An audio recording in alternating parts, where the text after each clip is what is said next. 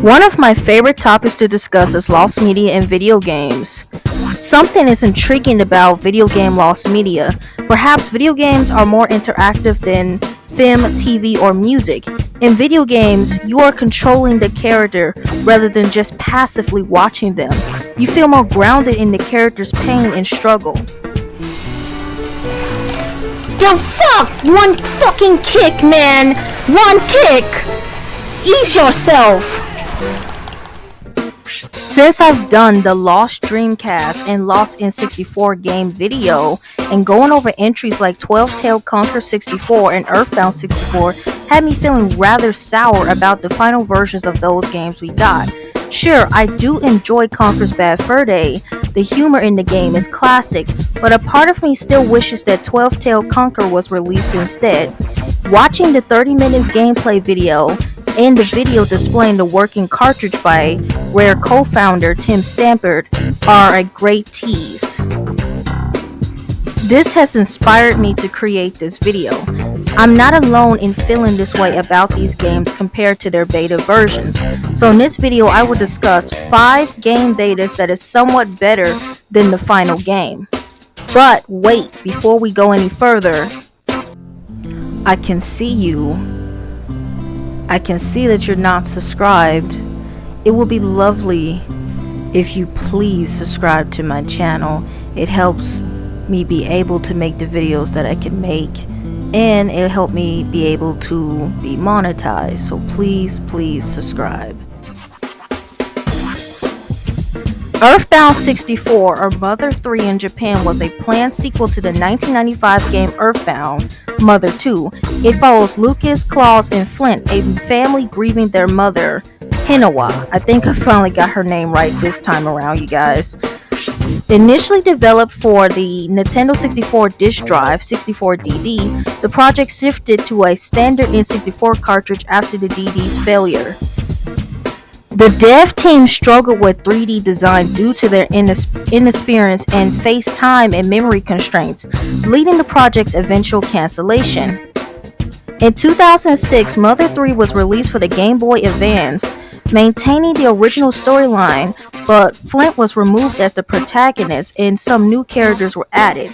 Also, the game adopted a 2D gameplay style. I've played Earthbound, and it was truly one of the best RPG experiences outside of Final Fantasy 6 and 7. Sometimes I lay in my bed and think about Earthbound 64 and how truly amazing it could have been with the amazing N64 graphics, and how different the narrative was with Flint as the main protagonist instead of Lucas. Also, 3D N64 Flint gives me Walking Dead Rick vibes. Anyway, the next part may be controversial for some fans of this series. I really hate Mother 3, and yeah, I've never played it, and that's not a fair judgment, but that's because it was never released in North America, which is also unfair for me. Sure, I can play a fan translation of the game, but the elephant is in the room that there was a truly amazing version of the game that is just gone. Or semi-gone, because it could just be in Nintendo's vault somewhere. The issue is looming in the background, and it really spoils the game for me. And I know I'm not the only one who feels this way. One alternative perspective is just why the team just didn't outsource help if they lacked experience with 3D development. And another option is they could have just moved the project to the GameCube. I digress. This ongoing desire for the Nintendo 64 version has motivated someone to create some sort of demo featuring Flint walking around the town. I learned about this early development from Hard for Games, so I recommend checking out his video for more information. Resident Evil 2 1.5 Beta. Resident Evil 2 is a game that really needs no introduction, but I'm gonna give it one anyway because it goes well with the video. Resident Evil 2 is a 1998 survival horror video game developed and published by Capcom for the PlayStation and then other systems. The player controls rookie cop Leon S. Kennedy and college student Claire Redfield, who must escape Raccoon City after its citizens are transformed into zombies by a biological weapon. 2 months after the events of the original Resident Evil, the gameplay focused on exploration, puzzles, and combat.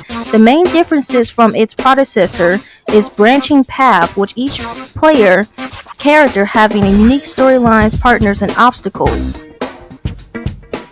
Resident Evil 2 was a huge success and deemed the best game in the series. I surely enjoy the game. However, compared to the beta, things seem a bit lacking. The production history of Resident Evil 2 contributes significantly to the strong reputation, as the game underwent substantial changes during development. One of the most notable alterations was the scrapped initial draft, which emerged after Capcom decided to discard all prior work and started completely from scratch, although they later claimed that this was not entirely true. This initial draft is officially referred to as Resident Evil 1.5. Resident Evil 1.5 is the name given to the scrap prototype version of the 1998 Resident Evil 2. It was underwent development by Capcom for the PlayStation, directed by Hideki Kamiya and produced by Shinji Mikami, beginning development a month after the completion of Resident Evil in early 1996. The game was drastically different than the completed version of Resident Evil 2. It featured police officer Leon S. Kennedy and biker Eliza Walker rather than Claire Redfield as the playable characters. Resident Evil 1.5 played fairly similar manner to the eventual Resident Evil 2, but had some differences in its mechanics. It featured fewer puzzles and more standard keycard system to unlock areas. Vitals of medicines replaced the first game's healing herbs, and players were able to equip 2 tiers of upgraded armor, an RPD, bulletproof vest, and a high-tech Umbrella Corporation body armor, represented visually on the character's model. Rather than the character limping when injured, their clothes would gradually become more damaged. This project has a complex history that began in 2007 when a rogue collector obtained a estate sale of a deceased Capcom employee. In 2013, the prototype was leaked due to internal conflicts within the fan group Team IGAS, which have been working on a restoration project for version 1.5 using assets from the collector's collection. The leaked binary was an incomplete version of this project, and the team later released the untouched original build in response to the leak. I highly recommend watching Louis' gaming video titled Unreleased RE Game That Ruined Lives, and the cutting room floor has great intense detail of all the things in the beta versus the final game. A couple of years ago, I sat down and played the 1.5 build, and to say it was a somewhat better experience is an understatement. However, I still like and enjoy the final version of Resident Evil 2. Super Mario 64. This may be surprising to some, or maybe not to others. Super Mario 64 is a revolutionary game. It was the first game to use 360-degree movement, and the story and gameplay still holds up 30 years later. However, a lot of fans, including myself, gravitate to the early days of Super Mario 64's inception. The beta was different from the final version we got, with different UI changes, level design differences, the Fable Luigi, and even Mario's voice was different. Super Mario 64 always had a different aura, no pun intended, like the negative aura, than the other Mario games. The beta version showcased a more intriguing aesthetic with darker hues and sharper edges in the castle's design, which adds to its unique charm. Unlike the Resident Evil 1.5, we don't have our hands on the official beta build, and frankly, I think Nintendo would have a massive heart attack if we did. We have some aspects that were leaked during the big Nintendo Giga Leak of 2020. We discovered the model of Luigi, confirming that L was real after all, and some more levels that were scrapped from the game.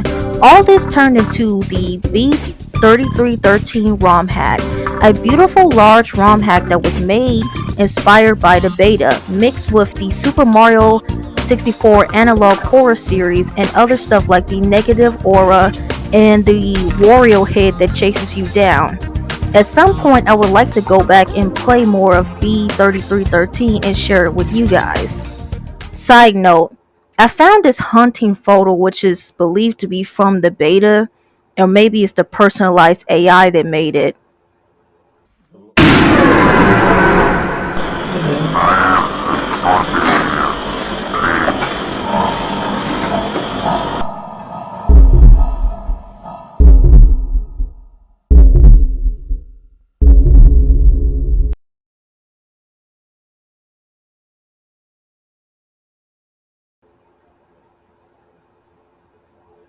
Anyway, let's move on.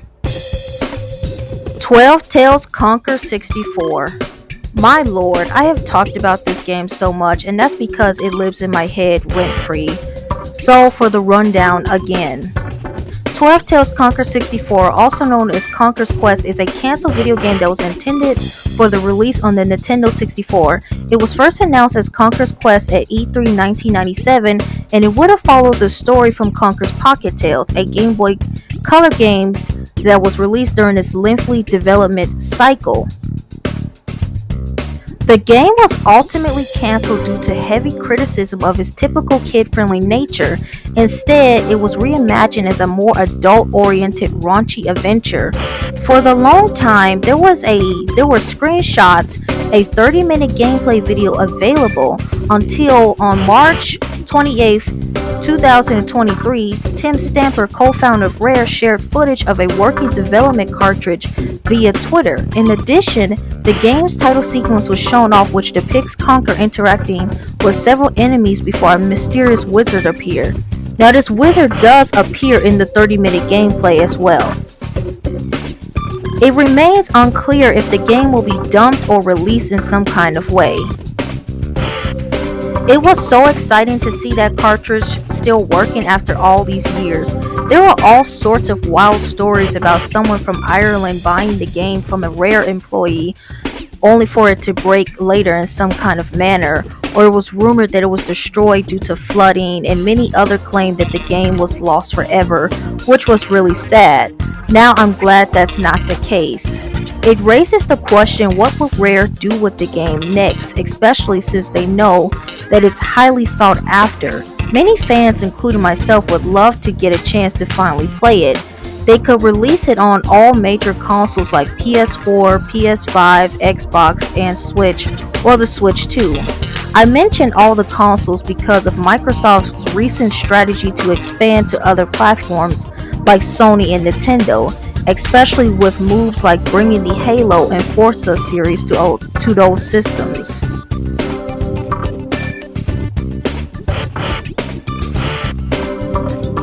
Dinosaur Planet was originally developed by Rare and set to be published by Nintendo, planned for the release on the Nintendo 64, but later intended for the GameCube instead.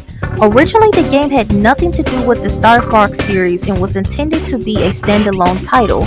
According to an interview with Shigeru Miyamoto, he noticed that the striking similarities between the game's characters and those of the Star Fox series, and so the decision was made for the game to become a part of the Star Fox as a launch title for the Nintendo GameCube.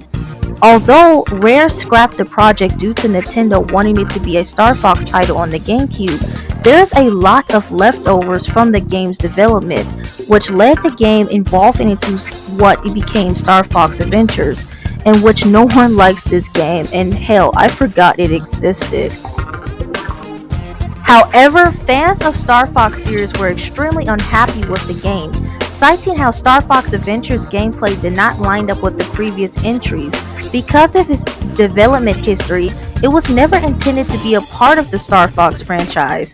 Just like Pro-Am 64 or Timber 64, Shigeru Miyamoto came up with his zesty idea to basically take over the project and turn it into Star Fox, having no regard for what the game was, and its drastically different gameplay from the usual 3D flight shooter like Descent that Star Fox is. I remember for the longest time, a lot of people ragged on Star Fox Adventures, and you can find a lot of videos from the past of people having negative reviews on the game. And the game kind of became a furry satire piece. But I won't go down that rabbit hole. This negative response led a lot of fans to go on a journey for the original build of the game. Just like Earthbound 64, Dinosaur Planet was extremely sought after. It was one of the holy grails of video game lost media. On February 20th, 2021, Forest of Illusion announced the release of the public build of Dinosaur Planet. This leak was made possible by the purchase of a CD-ROM containing the game's data from a Swedish video game collector. The build is from December 1st, 2000. This build is where Saber was changed into Star Fox due to Miyamoto's interference. The audio, visual changes, and Crystal remain mostly unchanged, with only a few voice clips modified to reference Star Fox. The game is playable until the player resumes control of Crystal. At that point, unfortunately, it crashes and prevents any further progress. However, the 90% version of the 90% version featuring Saber is still lost, but I'm sure you can just replace Fox's model with Saber. And there you have it. I was going to add more, but I didn't want this video to be too long since it's not technically a lost media video. But if you guys want more of these type of videos, just let me know in the comment section below. Don't forget to like the video if you found it interesting, and consider subscribing if you like more content like this. And thanks again for watching, and I will see you in the next video.